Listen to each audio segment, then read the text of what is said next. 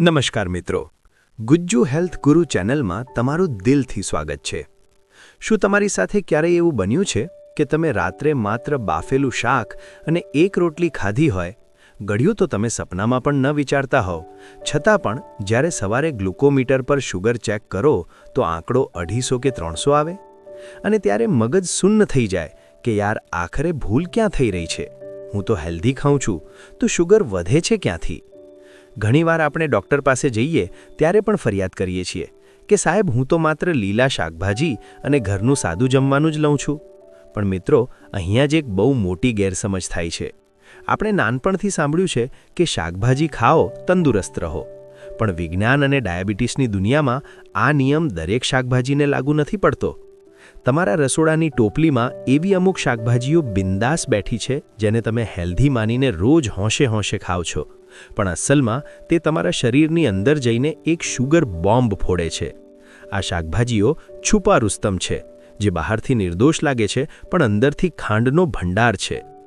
આજના વિડીયોમાં હું તમને એવી 10 શાકભાજીઓનું લિસ્ટ આપીશ જે ડાયાબિટીસના દર્દી માટે કોઈ દુશ્મનથી ઓછી નથી।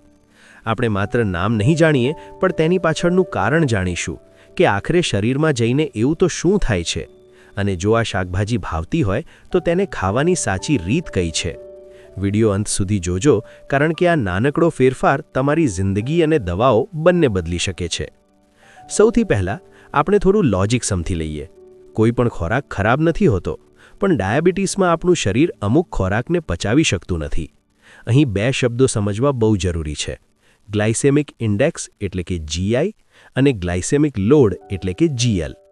ચાલો એક સરળ ઉદાહરણથી સમજાવું। માની લો કે 2 પ્રકારના બળતણ છે, એક પેટ્રોલ અને બીજું લાકડું। પેટ્રોલ પર દિવાસળી ચાંપો તો શું થાય? ભડકો થાય।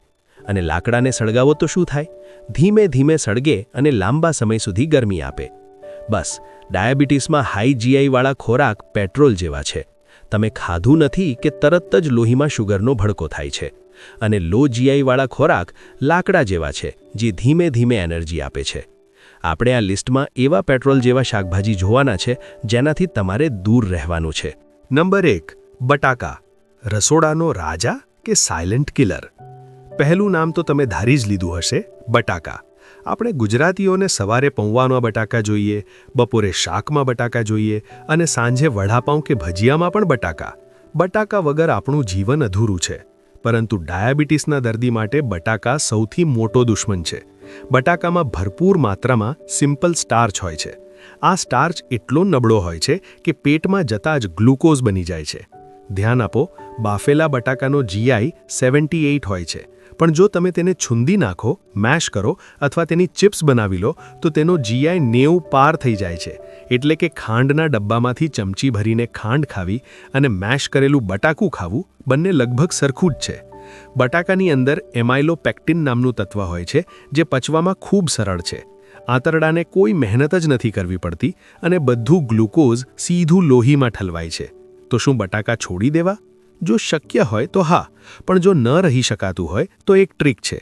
બટાકાને બાફી લો અને તેને 24 કલાક ફ્રિજમાં મૂકી દો।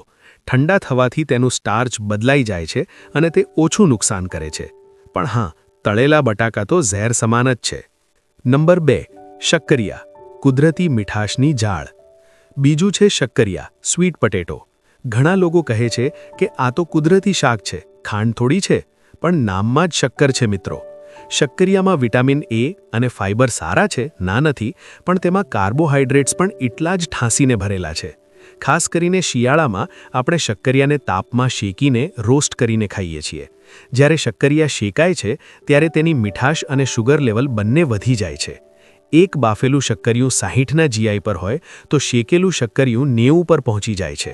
તો આ કોના માટે સારું છે? જે મજૂર વર્ગ છે, જે ખેતરમાં કામ કરે છે, તેમના માટે શક્કરિયા અમૃત છે। પણ જો તમારી લાઇફસ્ટાઇલ બેઠાડું છે અને ડાયાબિટીસ છે તો આ તમારા પેનક્રિયાઝ પર લોડ વધારશે। ખાવું હોય તો બાફીને, ક્યારેક અને થોડું જ ખાવું। નંબર 3, મકાઈ। ત્રીજી વસ્તુ છે મકાઈ।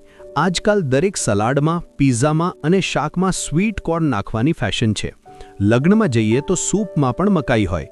મિત્રો, વિજ્ઞાન મકાઈને શાકભાજી નથી માનતું, આ એક અનાજ, ગ્રેન છે। જેમ ઘઉં અને ચોખા છે તેમ મકાઈ છે। બજારમાં મળતી અમેરિકન મકાઈ જેનેટિકલી મોડિફાઈડ હોય છે, જેથી તે વધુ ગળી લાગે. અડધો કપ મકાઈમાં 20 ગ્રામ કાર્બ્સ હોય છે. આમાં ફ્રુક્ટોઝ પણ હોય છે, જે માત્ર શુગર જ નથી વધારતું, પણ તમારા લીવર પર ચરબી જમા કરે છે, ફેટી લીવર. જો તમને ડાયાબિટીસ છે અને વજન પણ વધારે છે, તો પોપકોર્ન, સ્વીટ કોર્ન સૂપ કે મકાઈના દાણાથી જોજનો દૂર રહેજો. નંબર 4. લીલા વટાણા. ચોથું નામ સાંભળીને તમને નવાઈ લાગશે, લીલા વટાણા. આપણે માનીએ છીએ કે લીલું છે એટલે હેલ્ધી જ હશે, પણ વટાણા સ્ટાર્ચી વેજીટેબલની કેટેગરીમાં આવે છે. જો તમે શિયાળામાં વાટકી ભરીને લીલા વટાણાનું શાક ખાઓ છો, તો સમજો કે તમે એક વાટકી ભાત ખાધા બરાબર કાર્બોહાઈડ્રેટ લઈ લીધા છે. વટાણામાં લેક્ટિન્સ નામનું તત્વ પણ હોય છે, જે અમુક લોકોના આંતરડામાં સોજો અને ગેસ કરે છે. ડાયાબિટીસમાં પાચનતંત્ર પહેલેથી જ નબળું હોય છે, તેમાં આ વધારાનો બોજ છે. તો વટાણાને કેવી રીતે ખાવા જોઈએ? વટાણાને મેઇન શાક ન બનાવો. ફ્લાવર કે કોબીજના શાકમાં થોડા દાણા સ્વાદ માટે નાખો તો ચાલે, પણ મુખ્ય ખોરાક તરીકે વટાણા ન લેવા. નંબર 5. કોળું. પાંચમું છે કોળું, પમ્પકિન. કોળાનું ગ્લાયકેમિક ઇન્ડેક્સ 75 છે, મતલબ કે આ શાક પચવામાં ખૂબ જ ઝડપી છે. ડાયાબિટીસને દર્દીએ હંમેશા એવો ખોરાક લેવો જોઈએ જે પચવામાં વાર લગાડે અને ધીમે ધીમે શુગર છોડે. કોળું ખાતાની સાથે જ લોહીમાં ભળી જાય છે.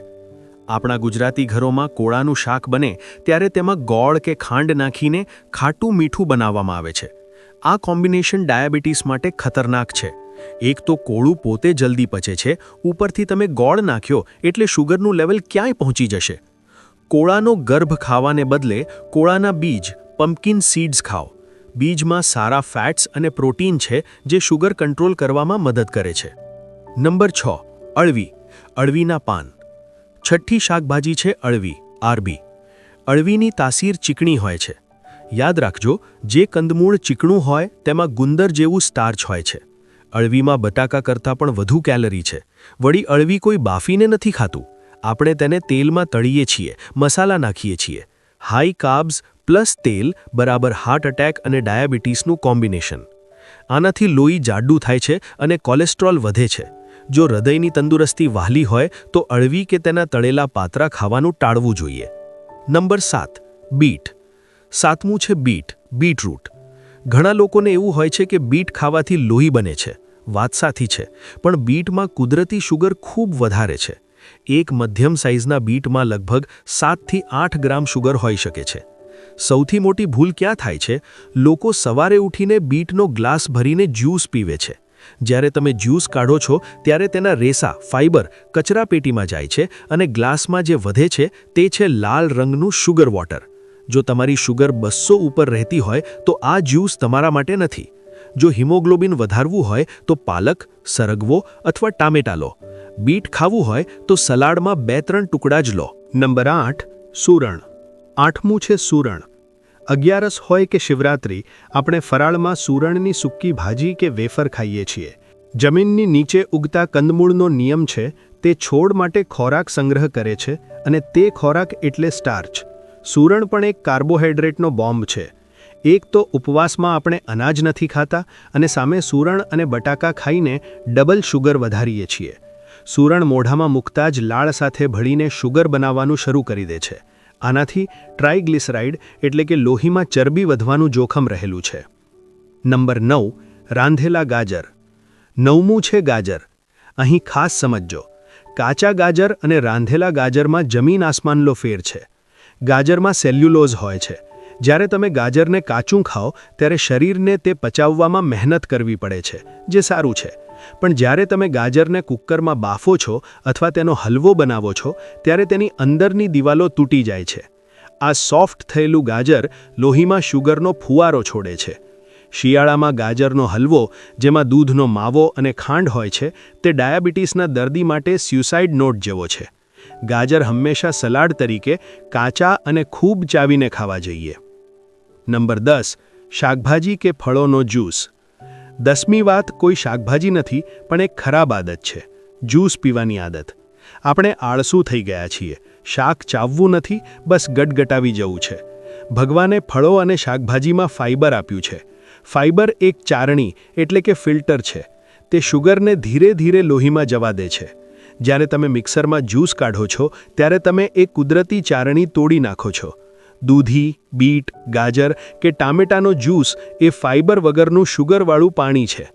1 ગ્લાસ જ્યુસ પીવો એટલે 5 થી 6 ચમચી ખાંડ એકસાથે ફાંકી જવી. આ સીધું જ લીવર પર એટેક કરે છે અને ઇન્સ્યુલિન રેઝિસ્ટન્સ વધારે છે. નિયમ એવો છે કે drink your food, ચ્યુ your water. મતલબ કે શાકભાજી એટલા ચાવો કે તે પાણી થઈ જાય, પણ સીધું પ્રવાહી કરીને ન પી જાઓ. તો પ્રશ્ન એ થાય કે હવે શું કરવું? તો મિત્રો, ડરવાની જરૂર નથી, પણ સમજવાની જરૂર છે. ડાયાબિટીસ કોઈ અસાધ્ય બીમારી નથી, પણ આ એક લાઇફસ્ટાઇલ ડિસઓર્ડર છે. તમારું શરીર તમને કહી રહ્યું છે કે હવે મને હાઈ સ્ટાર્ચવાળો ખોરાક પચતો નથી. તમે લાખો રૂપિયાની દવાઓ ખાઓ, પણ જો થાળીમાં આ શાકભાજીઓ ચાલુ રહેશે તો દવાઓ પણ હાર માની જશે. કારણ કે દવા માત્ર લક્ષણો દબાવે છે, મૂળ સમસ્યા તો તમારા ખોરાકમાં છે. મિત્રો, મારી તમને એક ચેલેન્જ છે. આવનારા 15 દિવસ માટે એક પ્રયોગ કરો. આ 10 શાકભાજી બટાકા, શક્કરિયા, મકાઈ, વટાણા, કોળું, અળવી, બીટ, સૂરણ, રાંધેલા ગાજર અને જ્યુસ, આટલી વસ્તુઓ સંપૂર્ણ બંધ કરી દો અથવા નામ માત્રાની કરી નાખો. તેની સામે ભીંડા, રીંગણ, ફ્લાવર, કોબીજ, દૂધી, કારેલા, ટિંડોળા અને લીલા પાંદડાવાળી ભાજી ભરપૂર ખાઓ. હું ગેરંટી સાથે કહું છું કે 15 દિવસ પછી તમે જ્યારે શુગર ચેક કરશો ત્યારે તમને ચમત્કાર દેખાશે. તમારો થાક ઉતરી જશે, પગની બળતરા ઓછી થશે અને એનર્જી લેવલ વધી જશે. જો તમને આ માહિતી કામની લાગી હોય તો આ વિડિયો તમારા પરિવારના વોટ્સએપ ગ્રુપમાં જરૂર શેર કરજો. કારણ કે સાચું સ્વાસ્થ્ય વહેંચવાથી વધે છે. લાઇક કરવાનું ભૂલતા નહીં અને અમારી ચેનલ ગુજ્જુ હેલ્થ ગુરુને સબસ્ક્રાઇબ જરૂર કરજો. ફરી મળીશું આવી જ એક લાઈફ ચેન્જિંગ માહિતી સાથે. ત્યાં સુધી સ્વસ્થ રહો, મસ્ત રહો અને હસતા રહો.